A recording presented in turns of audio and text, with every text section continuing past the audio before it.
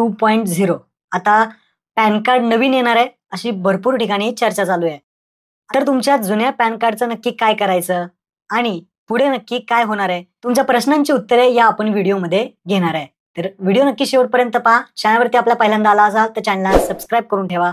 अशाच महत्त्वपूर्ण व्हिडिओज आणि अपडेट्स तुम्हाला लवकरात लवकर भेटत राहतात. तर चला मित्रांनो, व्हिडिओ सुरू करूया. आपण जाणून घेऊयात पॅन कार्ड 2.0 काय आहे. तर पॅन कार्ड 2.0 म्हणजेच आता तुम्हाला जर नवीन पॅन कार्ड काढायचं असेल किंवा पॅन कार्डमध्ये काही अपडेशन करायचं असेल, दुरुस्ती करायची असेल, तर एकदम पेपरलेस म्हणजे कोणतेही तुम्हाला डॉक्युमेंट जास्त लागणार नाही.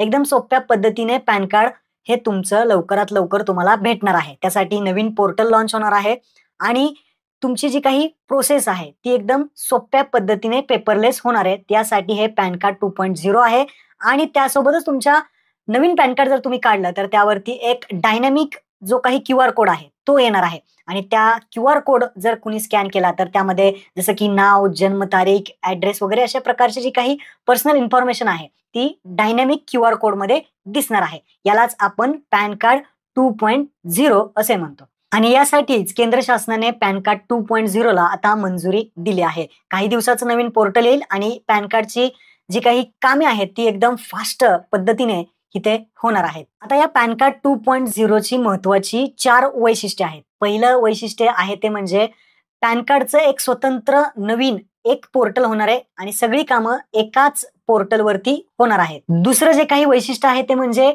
इथे कोणतेही कागदपत्र लागणार नाही, म्हणजे कमीत कमी कागदपत्रांमध्ये पेपरलेस प्रोसेस होणार आहे. तिसरं सगळ्यात महत्वाचं एक वैशिष्ट्य आहे ते म्हणजे यामध्ये तुम्हाला कोणतेही पैसे लागणार नाहीत, म्हणजे पॅन कार्डच्या ज्या सुविधा आहेत त्या तुम्हाला मोफत मिळणार आहेत. आणि चौथं म्हणजे यामध्ये एक टोल फ्री नंबर असेल, जो तुम्हाला काही हेल्प लागत असेल, काही प्रॉब्लेम आला तर लवकरात लवकर तुमच्या प्रश्नांची उत्तरे ते कस्टमर केअरवाले देतील. अशा प्रकारची ही महत्वाची 4 वैशिष्ट्ये आहेत. आता तुमचा पहिला प्रश्न असेल की आमचा अगोदर पॅन कार्ड आहे आणि तो पॅन कार्ड नंबर बदलेल का आणि तसेच आम्हाला नवीन पॅन कार्ड काढावं लागेल का? तर काही करायची तुम्हाला गरज नाही. तुमचा पॅन कार्ड नंबर तोच राहणार आहे. तुम्हाला नवीन सुद्धा पॅन कार्ड काढायची गरज लागणार नाही असं सुद्धा सरकारने सांगितलं आहे. त्यानंतर पुढचा प्रश्न की पॅन कार्डमध्ये काही दुरुस्ती करायची असेल तर ती होईल का? तर नक्कीच होईल. पॅन कार्डमध्ये तुमचं नाव बदलायचं असेल, जन्मतारीख, पत्ता, फोटो, सही सगळी कामे तुम्ही बदलू शकता, काही प्रॉब्लेम नाही. पण आता ते चार्जेबल बेसिसमध्ये आहे, म्हणजे तुम्हाला पैसे भरून त्याच्यामध्ये दुरुस्ती करावी लागते. जसं की 107 रुपये लागतात. जेव्हा नवीन पोर्टल येईल त्यावेळेस तुम्हाला एकही रुपया पॅन कार्ड दुरुस्तीसाठी लागणार नाही. ती सुविधा मोफत असणार आहे. ही गोष्ट लक्षात ठेवा. पुढचा प्रश्न आहे, मला माझं पॅन कार्ड बदलावं लागेल का? तर काही गरज नाही. फक्त जर तुम्हाला काही दुरुस्ती करायची असेल, काही त्या पॅन कार्डमध्ये करेक्शन करायचं असेल तर तुम्ही ते करू शकता. काही प्रॉब्लेम होणार नाही. पुढचा प्रश्न आहे, माझं पॅन कार्ड मला बदलावं लागेल का? तर अजिबात नाही. तुम्हाला जर तुमच्या पॅन कार्डमध्ये कोणतीही दुरुस्ती करायची नसेल तर तुम्हाला तुमचं पॅन कार्ड बदलावं लागणार नाही.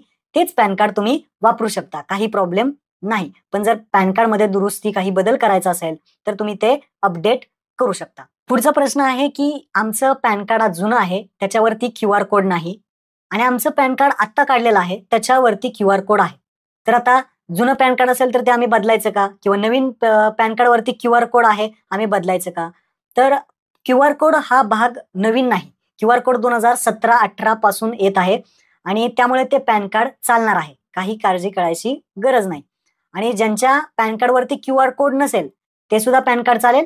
फक्त तुम्हाला जर दुरुस्ती करायची असेल, अपडेट करायचं असेल तर तुम्ही ते अपडेट करू शकता आणि जेव्हा तुम्हाला नवीन पॅन कार्ड दुरुस्त होऊन येईल त्या पॅन कार्डवरती मात्र QR कोड येईल.